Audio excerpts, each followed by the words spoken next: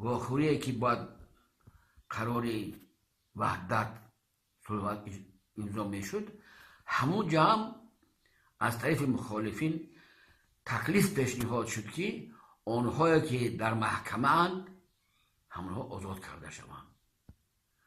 اوها جنایتکار بودند، هیچ ممکن نبود اوها رو آزاد کردن.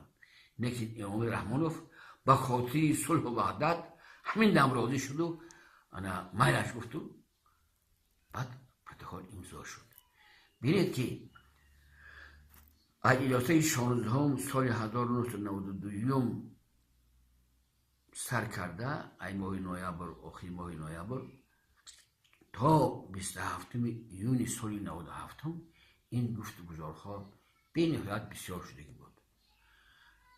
بنابر همین من چنین میشمارم که برای به دست آمدن صلح و وحدت خدمت امام رحمانوف نهایت کلام است. ممکن در جایی اگر امام دیگه کس میشد همین کار نمیشد، همین صلح و وحدت نمیشد.